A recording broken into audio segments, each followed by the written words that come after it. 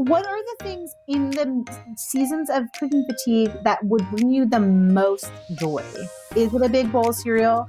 Is it ice cream for dinner? Is it having warm cookie delivery and like having that for dinner? I don't know.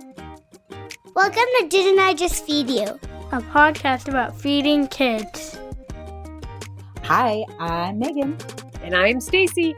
This week, we're going to get really candid about what to do when you don't feel like cooking, because cooking fatigue is very real. We're feeling it. We're food professionals. It's no different for us. We're done. We're done. We're done. We want spring. We want to go outside. We don't want to cook. We're done. Hey, before we dive into that fun conversation. Oh, really? You don't like me starting with a rant and getting ready to jump in? No, Go I ahead. love a good rant. But I do want to shout out our community first. As a reminder, we offer a free community space where everyone shares meal plans, tried and true recipes, tips, wins, asks how to use up a pound of ground beef, and gets a ton of answers. Yes. It's just the best place. Yes. And you guys, if you are able to contribute to Didn't I Just Feed You and support us getting 6 free episodes out every single month, you can join our supporting membership, which comes with a tons of additional perks, including 2 more bonus episodes every single month. Find out more about your options and how to join us at didn'tijustfeedyou.com/community. And lastly, if you can't join our community or become a supporting member right now, which we totally understand, you can support Didn't I Just Feed You by leaving a rating or review, or even telling your friends about us. Maybe you want to send this episode to someone who needs it, or as a low-key way to tell someone that you need some help with dinner. Seriously. Cooking fatigue is so Cooking fatigue. Can we get back to my real. rant now? Yes. I want to hear what is your cooking fatigue like right now? Well, it's just, I had a little burst of energy when I came back from vacation. And also when I came back, it was still freaking cold in New York. Yeah. Like cold, like real cold, like winter cold. So it was like right back to being at home. I had a little bit of a break. The boys had made this meal plan and had all kinds of meal ideas and things they were craving. And so that's kind of satisfying, because you go into cooking dinner already knowing that they're going to be happy and that like people are going to be excited about what you're serving, which gives you a little boost. And that's not normally the case when you're just like in the rhythm of life. But, spring hits, the weather gets even just a little bit nicer, baseball season in full swing. Isaac has basketball AAU season, which has us going all over the place on weekends. And you're just tired. The weekends are really fun. I love having sports on weekends. It gives us a nice little structure and it keeps us like social. And honestly, it keeps me from being at home, where when I'm at home, I'm just, because I work from home, it's work mode. I stay into work mode. Even if I'm not working on Didn't I Just Feed You, I'm like then cleaning or laundering and whatever. Yeah, all the house labor. And I know that you have routines that help your future self. So like if you're making yourself lunch, which should be like a little bit of just taking care of you, you're like, oh, I could also start this part of dinner because I'm home. Yes. I might as well do it. Right. Yes. So, and that's really satisfying and it really works for me most of the time. Of course, there's a season to everything. You fall out of habits, you fall back into them. But there's this like spring fever moments where I'm not home, I'm not doing those things, I'm not getting the groceries on time, or I fall off my meal plan grocery shop routine of like winter where your activities are a little bit more structured. Mm-hmm. But it's like baseball season, you're hanging out, it's nice out, and everyone's like, well, let's just go hang out more. Yeah. Or the kids are like, let's have a play day. Yes. And like, I don't want to cook. I don't want to do it. Like, I feel like cooking feels more like scrambling all of a sudden. Yeah. And that scramble puts a lot of like mental load on me, and just, it makes the whole thing feel like more work. So are you in the same place, or is it taking different shape for you? Oh, I'm probably in a deeper place because I didn't take a vacation yet, or I haven't taken a vacation yet. I'm waiting for spring break. And I want to talk about something. This is like kind of related, which is that I haven't talked about on the podcast, but like I Ooh. used to love pre-pandemic. I used to love grocery shopping. I used to find it like a very restorative outing. You know, I know there's memes on the internet where it's like, oh, look, mom is getting to go grocery shopping by herself. She like, that's mom time. Yeah, like that and it's kind of like sucks. sarcastic because it actually sucks. But I genuinely felt like that, and like being able to do like not just my regular grocery store grocery shop, but like go to Trader Joe's and find new products, or drive out to a specialty store. Like I was so excited. Something happened for me. Something shifted in the pandemic where I really struggle to be motivated to grocery shop. It is like a block for me. Like on Friday night, I'm still doing my meal plan. And then Saturday, I'm like, oh, can I do like, should I go to the grocery store now? Should I go later? So interesting. Can I do grocery pickup? Can I talk Brian into it? And I feel like I should try, some of that might be a signal that I should try to shift grocery shopping. But what happens is I tell myself that since I haven't done grocery shopping, I don't have like meal plans for that day. I'm avoiding grocery shopping. Yeah. Then I'm having to like do more cooking on the fly too. Yes. Where I'm like, okay, what do I have that I can turn into dinner? Which can be super satisfying when you make a killer meal without having a plan. But also sometimes I'm just like, can someone else decide? And it's decision fatigue. I have a thought about your supermarket thing. Okay, let's psychoanalyze me. Just very pop psychology 101. I'm totally unequipped and unqualified to be sharing an analysis of this. But here I go. I just feel like grocery shopping became traumatic. Yeah. There's something for, I don't know if it's for everyone. Maybe it's for parents. Maybe there's a layer of parents and like feeding kids and the stress of the pandemic and when we were all on lockdown and like, you know, you're worried for yourself, but then you're also worried for your kids. And then like feeding them is so primal way to take care of your kids. And it was scary. It was like, at first, do we have to wash our groceries? Like, I was going to say, we were all like wiping down our groceries and stuff at the beginning. Grocery shopping got really, I remember the groceries arriving because we were doing delivery. I could still do that. And being like, everybody clear out, like mask on, leaving my shoes at the front. Like, yeah. Because I just didn't know. I mean, this is very early on. And New York was hit hard early because we're a massive city. That's an international portal into the United States. Like, it was really scary. And like washing everything and wait, did I wipe down that box? Do I need to wipe down the box? Like, what's happening? Like taking everything out of the boxes. It was very traumatic. Then we went back into supermarkets, but it was the most public place we were really allowed to go. Right. So there was also the fear of being near people and like, how many people touched this? And now I'm touching it. I don't know. There's something about going to the grocery store that really like pulled together a lot of these collective anxieties. Yes. Around the pandemic, especially early on. Yes. And now that takes the joy out of it. I know. And now I have like weird different anxiety where for a while, especially right when we first moved and it was still very much like masks and social distancing, I was like, oh, I will just totally do grocery delivery or grocery pickup, even though it's more expensive. And now I'm like, oh God, our grocery bill just is like creeping up. And you add delivery and like a delivery tip on top of it. And I'm like, I don't want to be consistently spending that money on that service when I could be using it to get like more shortcut convenience products that would help me with cooking fatigue. And I also just want to say that for me, the other thing that's hard about like in the inflation and like not wanting to go to the grocery store and feeling decisioned out is that when I ask for help, my partner, my husband is like, cool, well, I'll just get Five Guys. Yeah. Totally. Yeah. It's not like as easy for him to step in and be like, okay, well, I'll make this. Although he is trying, we have a little list going of things that he knows that he can step in and make. And he travels a lot right now for work. So it's hard to like ask him for help too. Yeah. Like he sometimes is not around. We're definitely ordering more too. Yeah. And it really adds up. Yeah. And there's also, I'm going to just challenge you here because I know you like to think practically in brass tacks and you're like, it costs a lot on the budget.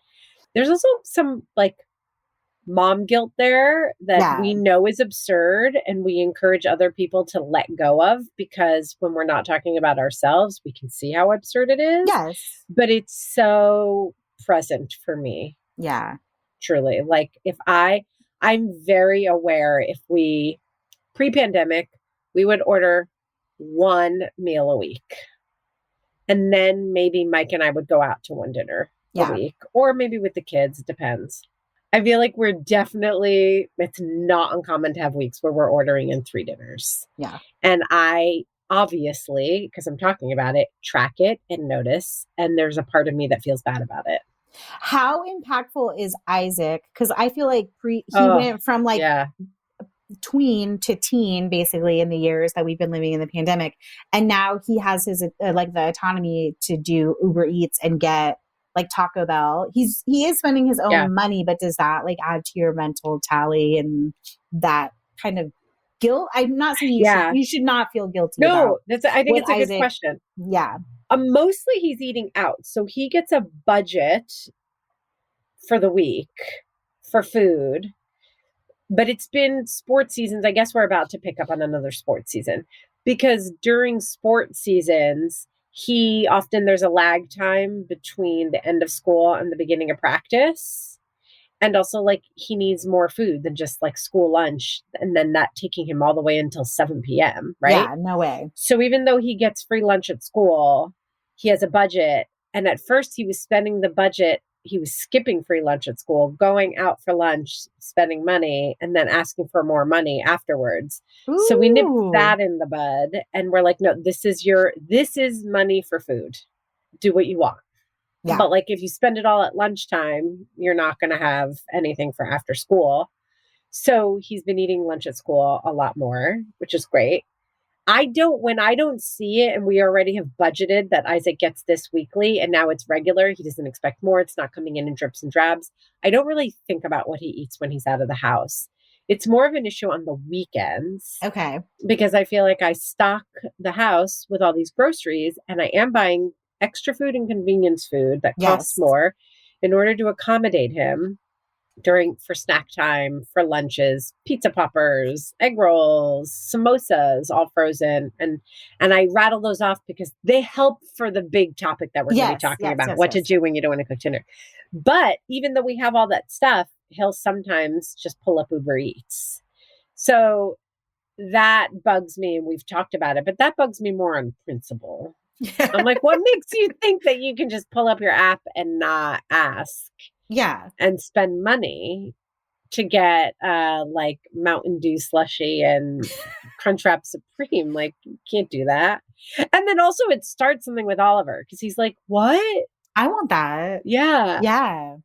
But like we'll order 2 to 3 dinners, like family dinners. Yeah.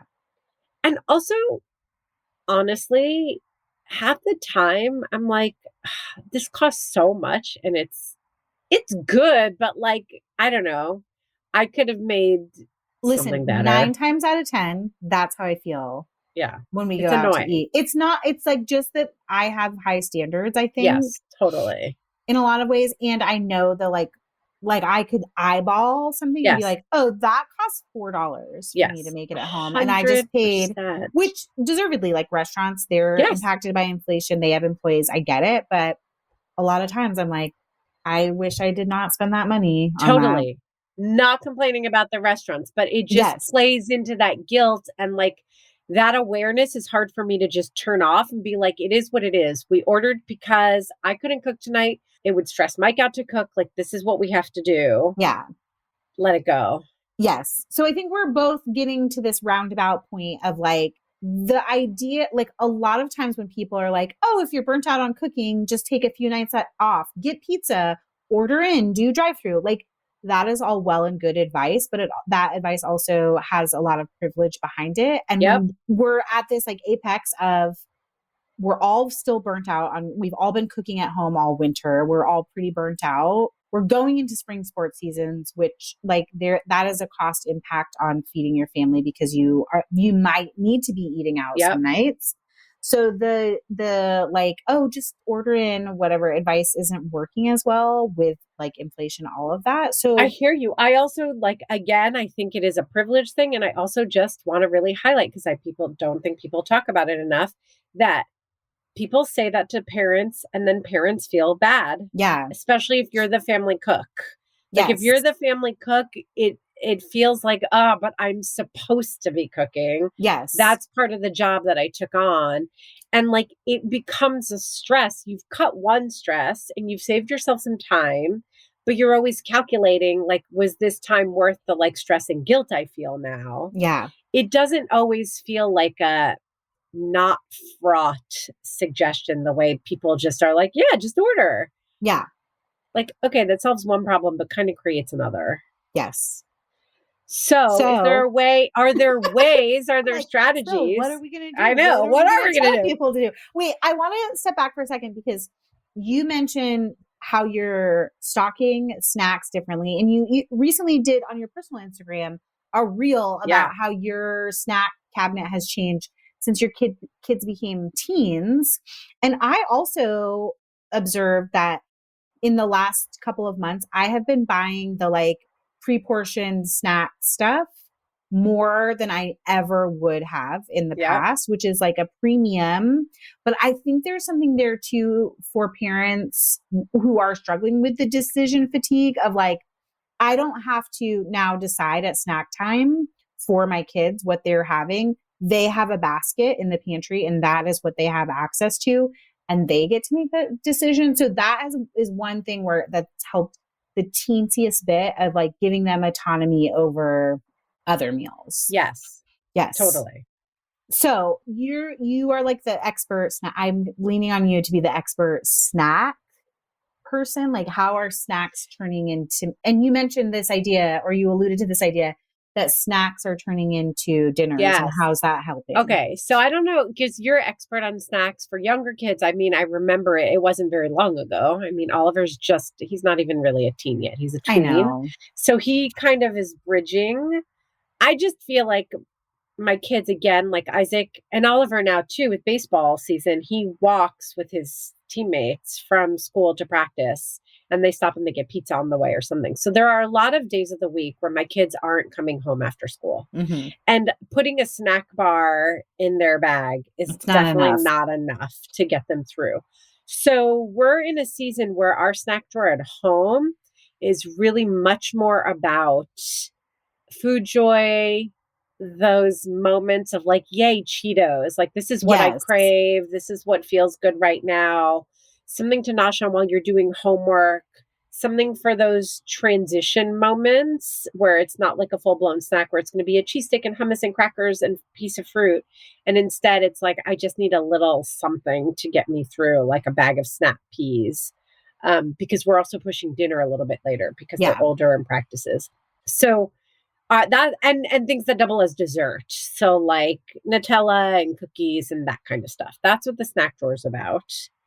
And then that cascades into me packing the fridge and freezer differently. Okay. So that when my kids are home on the weekends or after school, their snack is more akin to getting a slice of pizza while they're out or stopping at wherever they stop. I don't even want to know. And getting that. So like pizza rolls, egg rolls, samosas, dumplings. You recently had a lot of dumplings in your freezer. So many dumplings. Dumplings are a little bit harder because I have to cook for them, but they love it. And it's really easy for me to cook. It's like really fast. The other stuff I mentioned can just go in the air fryer or nasty, the microwave, but they don't care. They're happy. Mozzarella sticks. I still have a lot of the other stuff that like I used to portion out on like a pretty plate with fruit and popcorn. Now they just like eat half a tub, like hummus, cheese, like, Oliver can eat 3 cheese sticks at a time, stuff to make grilled cheese or microwave cheese on bread. I know. I think we have to qualify because you said, or they microwave the frozen snacks, which you say is nasty. It's not that you dislike the microwave. It's that you want, Oh, yeah. you expect better quality. Yes, I want crisp. I want crisp. I yes. love my microwave. In fact, we're doing an episode coming up on the air fryer. Yeah. And I have so much to say because, I put my microwave somewhere less convenient to make room in the like hot spot in my kitchen for the air fryer. And I'm not happy with the decision so far. I will say, I'm going to share more about this, but I love microwave cooking. I do too. I'm constantly going to this inconvenient place to microwave. And I'm like, why am I doing this? I just need to switch it. For a while, we didn't have a microwave. I was like, oh no, microwaves are bad. And now I'm like, no, in it. What can I cook this in the microwave? Yes, I will be cooking it in the microwave. Totally. But agree. Anyways, we'll get there. Okay. Anyway, so speaking of microwave, I'll like microwave like a big sweet potato. Both of my kids love sweet potato over white potatoes, but like they'll like slice it up, honey and cinnamon at snack time, or like stuff it with stuff like black beans from a package, a lot of packaged beans, a lot of packaged curries, a lot of packaged rice, which when I make rice for dinner, when I feel like cooking, I'll make it in a pot or in the rice cooker. Always have packages of rice now, like those vacuum sealed packs in the pantry, because the boys can just microwave it. So that becomes snack time. But everything that I've mentioned are also things that you can use to throw together a dinner when you don't feel like cooking. Yes. So it's actually been very convenient for me because I'm not buying additional things to help me when I don't feel like cooking. These are all things I've already budgeted for and have room for in my pantry because they've become snack time in my house. Yes. Okay, just give us one example. You don't have to walk through like all of the frozen food, but maybe like samosas or egg rolls. How does serving them for snack look different versus serving them for dinner? So snack would just be, that's it. You just get it, right? But for dinner, honestly, you want me to be real honest? That's what we're here for. Hello. The boys will just pair it with something else that's totally disjointed, like a massive bowl of cereal, like a mixing bowl of cereal. Yeah. You know what I mean? Like they're at that age where it's not just like the regular cereal bowl. So they'll eat more instead of samosa. Like if they're coming home after school and they want samosas, I would, air fry 2 of them and give them a cheese stick and a piece of fruit. And then they'll go eat cookies after that. But for dinner, you'll have 4 of them instead. If I have a packaged rice and a packaged curry chickpeas, I'll put that together too, because that's nicer for me and Mike. Like that's how Mike and I would eat that for dinner. But the boys would just be happy eating 4 samosas and then having a tub of ice cream or a big bowl of cereal or yogurt with granola and kind of just rummaging to kind of like fill the spaces. Yeah. And I'm getting more and more comfortable with that. I haven't liked that in the past because I felt responsible for being like, here's your meal with a vegetable and a protein and like, Oliver's really good about eating the vegetables. Isaac is not even eating that crap anyway. Like he leaves the broccoli, he leaves it on the table and he's like, I'll get back to it later. I'm full now. And by the time he gets back to it, I'm already gone from the kitchen. It's and Dorito then he just time. he throws the broccoli away and just eats Doritos. Yes. So like, what am I killing myself for? You know what I mean? Like there is a piece of, I'm tired through the pandemic. Like I've done what I can. And now you're also like, you're 15 and a half years old. I did my job. Yeah. You've been exposed to so much food. You have so much privilege. You have access to all these different kinds of foods and there's always vegetables in the fridge. You're on your own, like I can't keep doing this. Like I'm tired. Okay. I want to psychoanalyze you a little bit here. Oh, do it. As you did for me, it. which is interesting. I know we're talking about the guilt that we unpack or the permission slips that we write for other people around ordering food. And it's interesting how you are becoming comfortable and you're letting go of the guilt around like hitting the vegetable protein marks around meals. Totally. So how is that different than like you said this line, you said, I did my job. Like I served the meal. So how does that like how is that not the same when you just order in things? Like you did your job. You made food available to everyone. It totally is.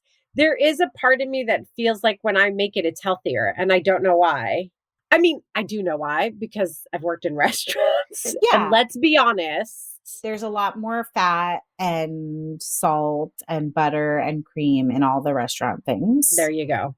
But and like, that's fine. Yeah. That's fine. But like, it does feel like it's like when you go on vacation and you eat out meal after meal after meal and you're like, oh, I just want a home cooked meal. Yeah. It's a little bit of like that feeling for me. It's very fitting with my personality.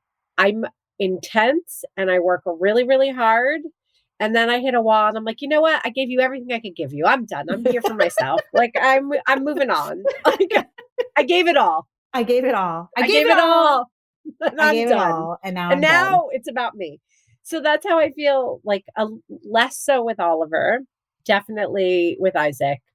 You know, and then there's some strategies from when they were little that I'm re-employing too. I was going to say that. That's very much what I'm really into. Buying, like, they love raw bell pepper. I stopped buying as much because I don't pack lunches anymore. I'm back to buying a ton of them, a ton of cherry tomatoes, a ton of baby carrots, because, you know, if you're having 4 samosas for dinner and you're going to have a big bowl of Fruity Pebbles, here in between, here's an entire bell pepper and some baby carrots. And they'll just chomp on it and eat it, maybe a little hummus. Avocados also, like, make me feel better. It's like a weird psychological thing. I'm like, oh, if you've eaten half of an avocado, I feel better about this entire dinner. Isn't that bizarre?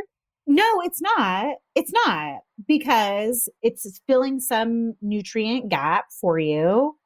It maybe has a little health halo on it. I'm not saying that that's always bad. 100%. Because also not feeling guilty about it is good for our health. So even if it's like a weird... Like, even if I'm appeasing my own little, like, idiosyncratic thing. And I think I'm like, okay, yes, I thank think you. there are things that we all buy, and this would be like a really interesting question on Instagram or in the listeners group, that like you just feel safety and comfort if you have them in your house, because you know you can turn them into multiple things, or they can fill a gap. Like, definitely avocados for me, sweet potatoes for me. Like, I know those are things that I can easily feed myself or feed my family with. Yes. So yeah, I totally get that. And I was all like on the thing of going back to when my kids were little. I'm thinking a lot about the meals that my kids ate as toddlers. Yes. Like having a quesadilla or like even a piece of like toast with hummus on it. And then like maybe a small smoothie with it. So I'm doing those things again in the season of being like very, very burnt out on cooking, but just in bigger portions. So like a bigger smoothie and a bigger quesadilla, or 2 pieces of toast instead of 1. And it's, you know, I don't have to cut it up all tiny for their toddler mouths anymore, but it's definitely like super, super simplifying to just feel like I've checked my boxes as far as filling them up for meals. Yes, totally. Which toast is a whole category of dinners that I feel like I rely on a lot when I don't feel like cooking. And we've done everything. Like, my kids are not that into avocado toast. I'm going to be honest with you. They'd rather just have plain avocado and a piece of buttered toast. But they do love, like, we'll do pizza toast. So I'm literally just like broiling bread, putting pizza sauce and cheese on it and calling it dinner. And they are into that. I've been doing dessert toast, but I don't know if that's helpful for this. As a totally unrelated thing, I feel like cinnamon toast is having a moment. Yeah, I bought croissant bread, and let me tell you, that was a good move. And I also have that, you know, every supermarket has it next to the apples in the produce section, the caramel dip. Yes. And I'll like melt it in the microwave a little bit, and I'll spread it on the croissant bread with bananas or apples on top, or Nutella and bananas. Like, I'm doing that kind of thing for dessert, and the kids are loving it. And it's really great when you've had a lighter meal. Like, if you are exhausted and you do just make like a spinach quesadilla or a plain quesadilla and baby carrots, it's like a really nice in between. It reminds me of like yogurt and jam, like Yes. where my kids are old enough where like you cannot pass that off as dessert. Like it does not count, but it's sort of an in between. It has something But healthy. croissant bread with Nutella or caramel sauce on it, that passes. I love that. It does. It sort of passes. I will tell you that my kids actually have the nerve to say it's not really dessert. Like, because it isn't quite, it's not like, I don't know, ice cream but it's like a nice in between. It like fills you up. There's a little banana or apple on it. Like it's a transition from a small meal to that. And then they'll eat a bowl of ice cream or something afterwards. Yeah. Yeah. I love that. Yeah. It also makes me think a little bit about like spring sports season. And yes, one let's of talk the about that. pieces of advice that I've been leaning on recently is like to do 2 smaller meals. Like instead of trying to do like a full, I'm cooking for 30, 40 minutes dinner before baseball or after baseball. Yeah. It's like a hearty snack or a small meal before and a small meal after. And so toast is one, like whether it's fancy desserty toast or it's like cinnamon sugar toast, has been filling a lot of gaps for us, like toast and some strawberries and raspberries. Yeah. Or like toast and yogurt, which in our house is not yogurt and jam, but it has to be like the Chobani flips with like cookies and cream and caramel crunchies and all that stuff to go into it. But I am down for it. And I've been making a lot of smoothies for meals or trying to partner those with other things as meals, which sometimes it's not cooking, it's not turning on the stove, but also sometimes smoothies take longer to make than I expect them to. I hear you on that. We make a lot of smoothies in the morning because that's Isaac's favorite breakfast. So then I don't really think to make it as much at dinner, but I think it's a good move actually. Yeah. And I think it's a way that like, if you make it taste good, you can just, if you carry that guilt and we're talking about it, like we don't think you should, but we also want to acknowledge that sometimes scratching that itch is actually more helpful than trying to like fight it in every moment and like improve yourself and be free of the things that bring you guilt. It's a great way of just like some frozen cauliflower and never tastes like anything. You can put a handful of frozen cauliflower in almost any smoothie. I swear you can. I think it makes it creamier. I agree with you. Yes. Spinach, if you don't overdo it, can go in almost anything. Blueberries, a little handful. You just need to not overdo it so that it takes over the flavor. Right. A spinach smoothie, it's like a berry smoothie with a little spinach in it. Right. Yeah. And again, like caveat, if you have a kid who's very sensitive to the color of your smoothies, then you might not. But it's just easier to throw in a bunch of nutrient dense stuff and say like, okay, at least there's this. And now whatever can go. Like that just helps me. I want to talk about sports. And then I want us to just really make sure that this episode is super like helpful with a takeaway and just kind of quickly lightning round, run down a list that people can keep in their back pocket of these are ideas when you really cannot think.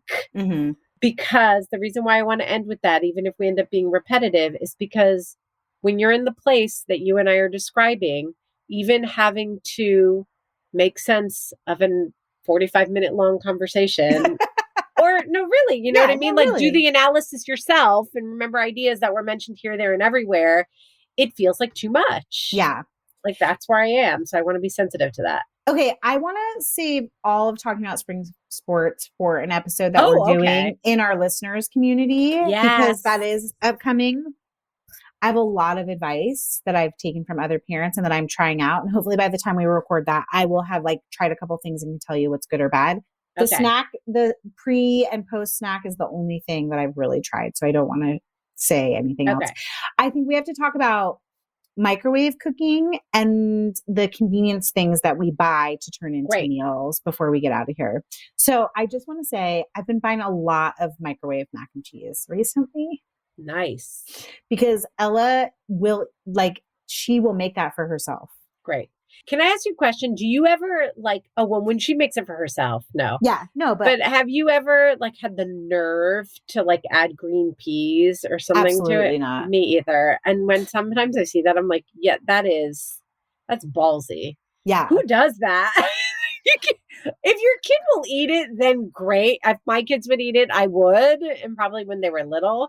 But Oh my gosh. Full disclosure, that is something I've definitely written about, like for kitchen Oh, way you back in have? the day. Like not in a pithy way, but I've definitely given the advice of like, oh, make boxed mac and cheese and add broccoli to it, or like add a spoonful of hummus. And it's so interesting now. I think this could be a whole episode too of like the advice that we gave when our kids were younger Yes. and whether it still holds true. I definitely am like, oh yeah, no. Like my kids would lose their shit if I gave them a cup of mac and cheese and there were peas in it at Oh this my God. point in their life.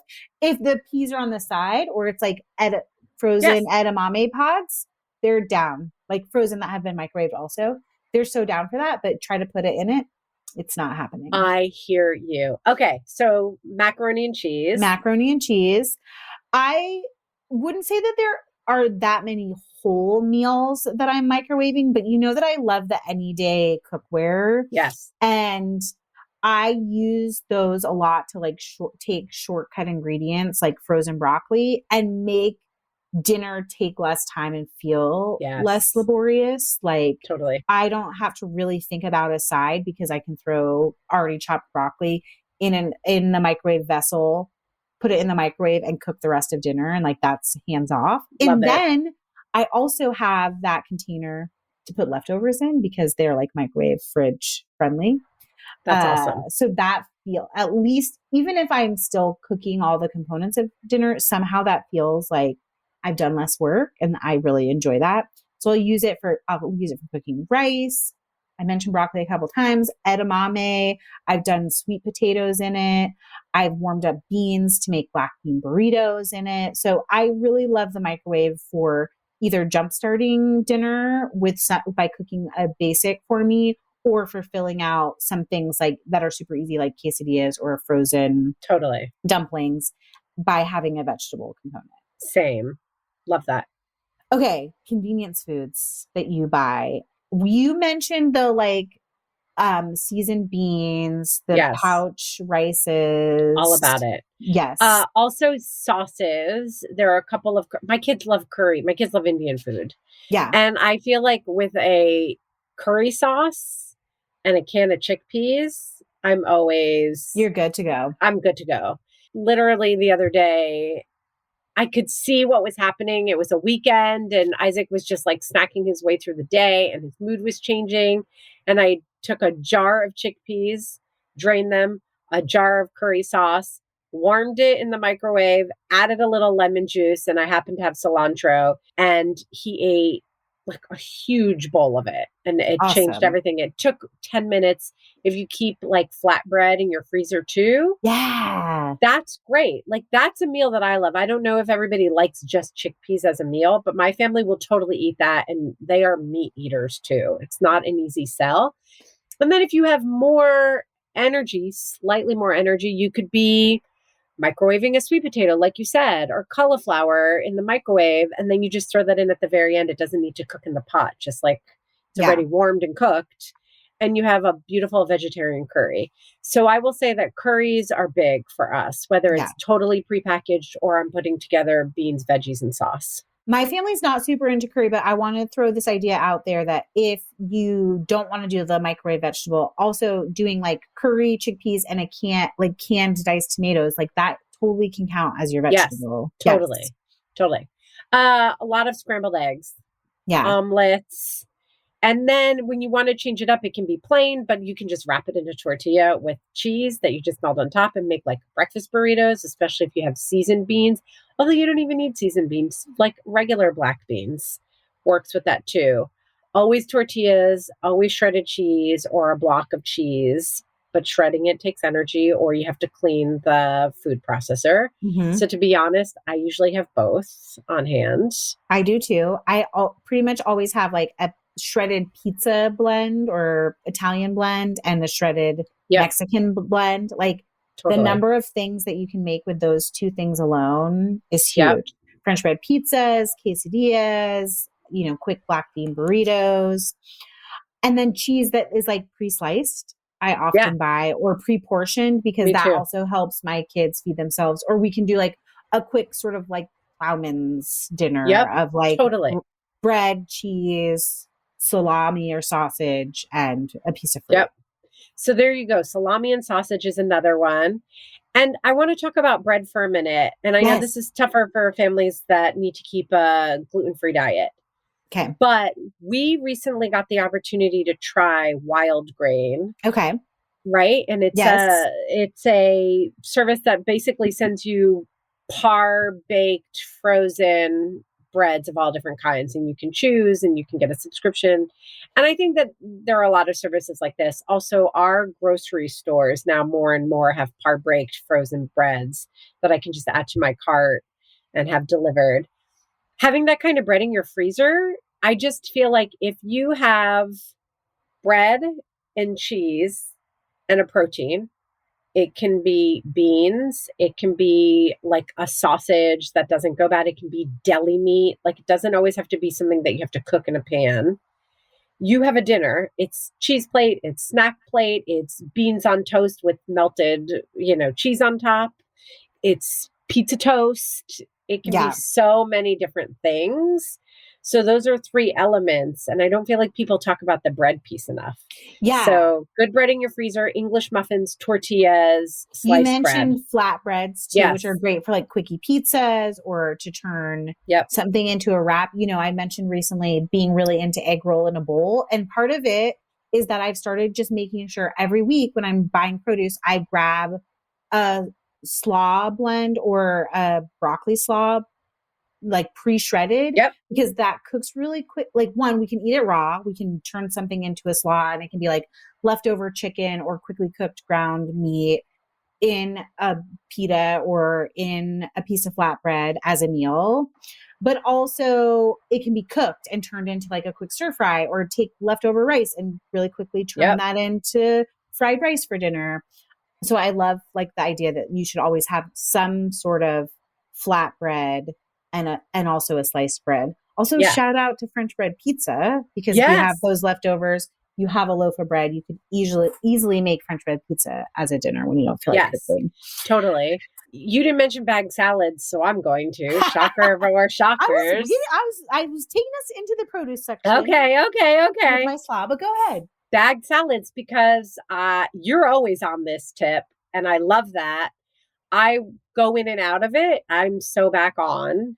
Yeah. Because frozen chicken, leftovers, beans, and another thing is, I do tend to like the dressing, but I used to pick bagged salads based on like how it was marketed to me, like dill pickle bag salad or avocado ranch. And I'm like, that sounds good. And if it doesn't sound good to me in the moment, sometimes I won't buy it. And like, if there's not another bag salad option, or even if there is, if it isn't a whole salad kit, I'm like, oh, that feels like more work than like salad kit has like the crunchies and the tortilla, all the things. And what I've realized is just buy the bag salad, whatever bag salad like has the elements, even if the dressing isn't there or the dressing isn't your favorite, because lately I've been making a batch of a more delicious dressing that makes me excited to eat salad, even if I don't feel like eating the kind of salad that was marketed to me on the bag salad outside. So we've always talked about making a batch of vinaigrette at the beginning of the week and having it on hand, right, for a million different uses, whether it's a marinade or a dressing. But I kind of got sick of vinaigrette, and then I was not eating salads as much. And I recently whipped up a delicious dressing. I don't even know. I made it up, but I used like a can of jarred artichokes. Maybe I'll develop the recipe for us. Okay. And it was so good and everybody loved it. And it just felt like it got everybody excited about salads again. And I realized like, oh, salad can be dinner. Even if I don't have frozen chicken or leftovers, chickpeas, a jar of roasted peppers, pepperoncini, the greens, and something like crunchy on top, like sesame seeds or whatever. Some of that cheese and some of your cheese. Yes. Yes. And then a good dressing that everybody's excited about. There you go. Like, that's dinner with some bread on the side. There comes the bread again. There's the bread. Also, because I've recently had that experience too of like buying a salad kit and then being like, oh, I don't Yeah. really feel like using that dressing. Yeah. But when you have a dressing to use up, whether it's homemade or it's like leftover from the kit, it's also really easy to take things that feel super basic, like a tortilla, some leftover roast chicken or even frozen chicken, like pre-cooked frozen chicken, that bagged slaw, and like make it feel super special because you have this one-off dressing to dress everything in. Totally. Yeah. So if you don't use the one that comes in the bag, save it for sure. Yeah. You can mix it with mayo and make a fancy sandwich spread. I mean, there's lots that you can do with it. Just keep it on hand. But like I realized I was fixed and that was actually taking me off of salad. So now I'm back. I'm back. Yes. Which salads count as like not cooking, but also feeding your family. Like even just doing, it doesn't have to be like lettuce salad. It can be like any kind of chopped salad. It can be tuna salad. Yes. Shout out to tuna melts, which I don't love, but that is something my husband will make. And so I will eat it. Yeah. Sandwiches in general, I think are a great thing to do when you don't feel like cooking.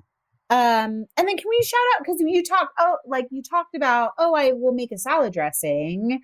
I do think that if you have any sort of like cooking motivation, trying to cook as much as you can when you feel motivated is huge. It has saved me so many weeks recently where Brian's traveling and we have Little League and I'm like, okay, I know it's just me and the kids, but I'm going to cook two boxes of pasta right now. And then that way we'll have hot pasta tonight and then we'll have pasta later in the week. I'm not starting from scratch.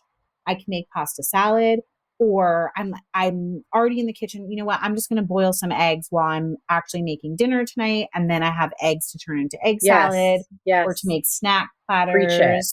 Cook once, eat twice in this season, and follow your rhythm instead of thinking about that as something where you're like, oh, I have to go in the kitchen right now and batch cook, which feels like a chore. Just go with your own rhythm. When you find yourself in the kitchen, just take an extra 5 minutes to stop and take a breath and think about what can I maximize with this like input that I'm going to put out into the world right now. Like if I'm going to cook, let me just maximize this and give myself a break down the line. Yeah. I think that in general, we don't talk enough about this, which is really interesting, especially for like being also a female led company. Like depending on where I am in my cycle, I might like honestly feel like cooking, like that might feel great to me, or I might really not want to cook, and really listening to like my own rhythms. And be like, okay, this week I am into cooking. So I am going to make chicken broth one night. I am going to boil eggs one night. And being able to freeze some stuff has been like a huge, huge game changer. Totally. And it doesn't have to be a big thing. In a recent What We're Cooking and Eating Now, I talked about how I made arepas. And instead of grating just the amount of cheese that I needed, I grated the whole ball of cheese. And then I had something that was ready to go for another really easy meal. And actually, what I didn't mention, it was for a quinoa salad, is that I had the cheese already done. I used frozen corn and I used quinoa from a pouch that I had gotten for Isaac that he wasn't eating, because why did I think he would make himself quinoa ever? But I just, I assembled it and it was a really easy dinner. And all I really had to do was cook the chicken that I made with it.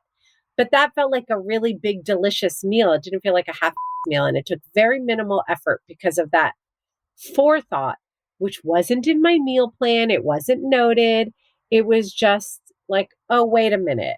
Here I am grating this cheese. Like, I don't want to have to put this half a ball of cheese away and then take out the grater again and the whole thing. Let me just do the whole thing. So like just giving yourself a breath to think about what you can do. Yeah. Before we leave, I want to make sure we touch on a couple ideas that are truly like not cooking, and talk about this idea, like different ways to ask for help. I feel like a lot of times when people are like, oh, if you have cooking fatigue, just ask for help. And we've talked about this many times. I mentioned it at the beginning of the episode, like I'm good at asking my husband for help, but also sometimes the help is not what I actually need in the moment. So getting like very specific, like, hey, I can't do dinner tonight. Can you go to the store and get XYZ and make this sheet pan meal? Here's a recipe, is very helpful. you know that friend that you text and you're like, oh, I'm so over cooking this week. And they're like, oh, I'm so over cooking too. What about like you trade batch recipes? Like when you have that cooking motivation and you think, oh, I'm going to make a lasagna for the freezer. What if you also make one for them I and love vice that. versa? I love that. Yes. We talk about leftovers. Do you have any other like things that are helpful, asking for help and really getting the help that you need? No, that probably says more about me than anything else. I really don't. I have always really liked the idea of trading with friends, and I've never followed through and actually done it.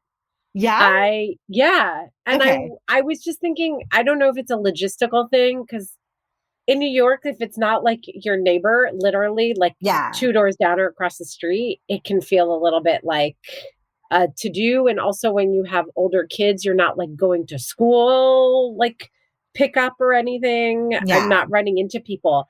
But I was just thinking that logistically, I wonder if I can make it easier by coordinating with people on Oliver's baseball team. Yeah. Right? Because then like I'm going to see these people.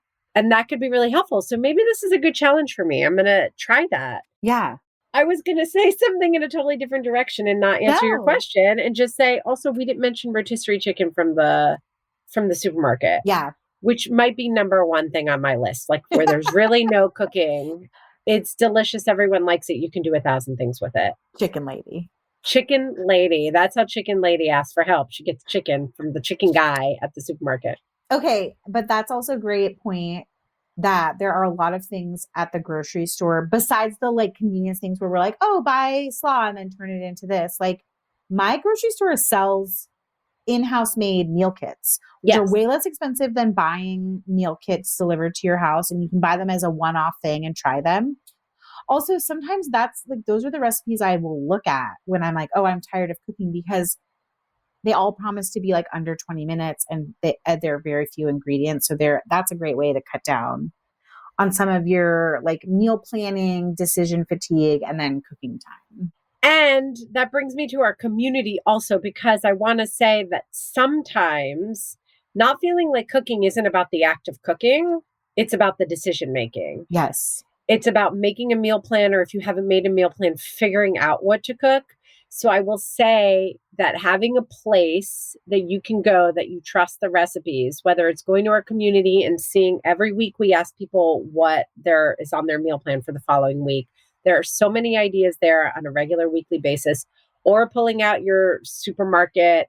I mean, even on those online groceries now, like even on Amazon, yes.